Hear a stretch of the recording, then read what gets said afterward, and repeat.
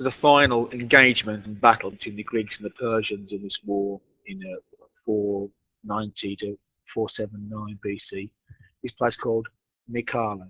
That's how it's pronounced, I believe, Mycale. So we'll learn about this final battle to understand its significance. It's not particularly massive, but it has a strategic significance. Keywords: Leochidas is the Spartan king. There's two kings in Sparta. Here's the other one. Delos Islands, Ionians, you know who they are. Trireme, you know what that is, I hope. Samians, it's from Samos, they're Ionians, they're Ionian Greeks from the island of Samos. Phoenicians, you know who they are. Tigranes, he's a Persian general. Stockade and palisade, wooden fence, wooden walls around a fort, is a stockade or a palisade. Amphibious, from sea to land, amphibious. Initiative, if you seize the initiative, you're in charge. You're deciding what happens next. In military terms, that is. Okay. 479 BC, at the same time as Plataea, the Greeks have also got some naval things to sort out. So the bulk of the Greek military resources are sent to Plataea, but not all of them. About 100 or so triremes are sent out to control the sea to stop any Persian naval attacks. They know the Persian army is in Boeotia, near Plataea, and they're going to fight them. But they're not quite sure what the Persians have got in mind within their navy. So that to be certain, they have a 100-strong, maybe a bit more than that, fleet of triremes, commanded by the other Spartan king, Leochidas. He's got an Athenian called Xanthippus with him as well. He's the commander of the Athenian contingent. This fleet is much smaller than the fleet in the previous year at Salamis. Much smaller, about a third of the size, perhaps even less, which is of course because most of the Greeks are needed at Plataea. This is very much a secondary thing, and when this is first announced, this plan is first announced and developed, it's defensive. They're going to defend Greece against a Persian naval attack. So Leochidas bases this fleet at the island of Delos, which is one of the Greek islands, a good central place in the Aegean to block any Persian attempts to attack. While he's there,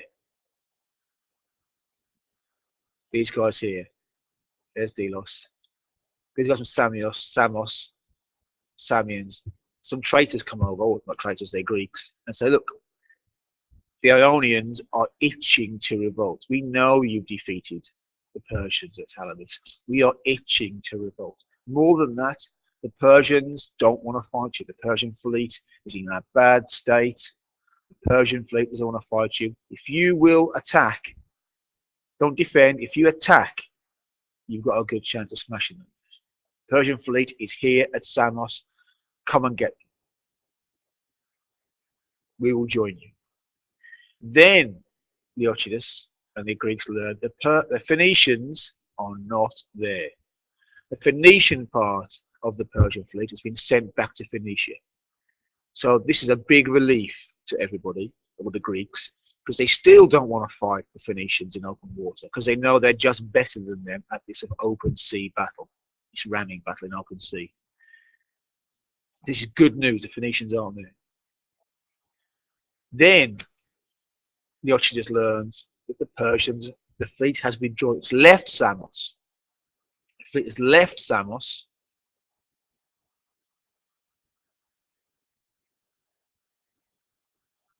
And it's headed here to Mycale.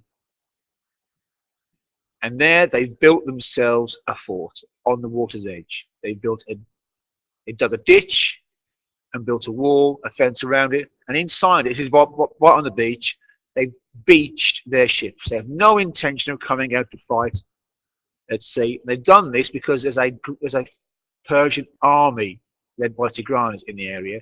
So now the Persian fleet has linked up with a Persian army, about 100,000 men, we think. They're defending Ionia. They don't want to come out and fight the Greeks. They're not confident. The Phoenicians have left. They've already lost the Battle of Salamis. Maybe their ships are badly repaired. We don't know. So the Greeks come after them. The Greeks pursue them. Seems to go like this.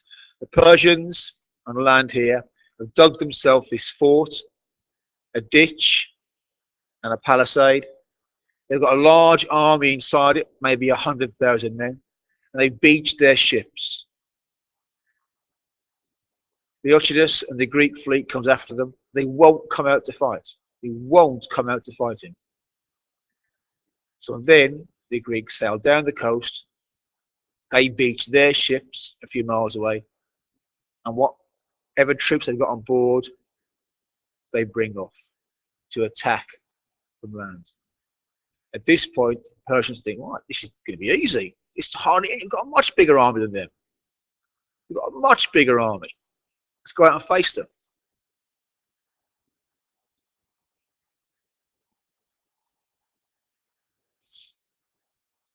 The battle occurs. It is another Persian slaughter. As soon as the Greeks can close with the Persian line, they smash yet again. They smash straight through these basket shields, start slaughtering the Persians before they can rain arrows down on them. At this point, according to Herodotus,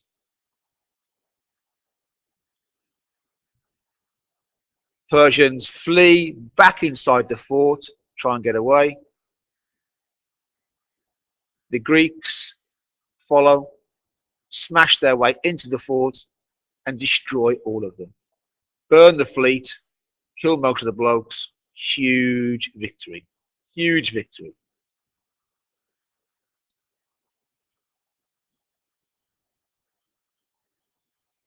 What you can see in this picture here. Smash through. Persians have withdrawn into the stockade. They get over it. There's the ships. They're going to destroy those later on. Big victory. Now this is important because now the Greeks have seized the strategic initiative. They are no longer defending Greece. They are fighting the Persians in the Persian Empire. Instead of Persians attacking them, they are now attacking the Persians. After the victory in Mycale, Plataea, Salamis, after this, the whole Ionian coast rises in revolt, backed up by the Greeks who've just won at Mycale and Plataea. And now the Persians are on the back foot. They're defending and the Greeks are attacking. The Greeks have swapped it all around. They now have the strategic initiative. They're the ones deciding where to attack and what to do. They're no longer just responding to Persian attacks.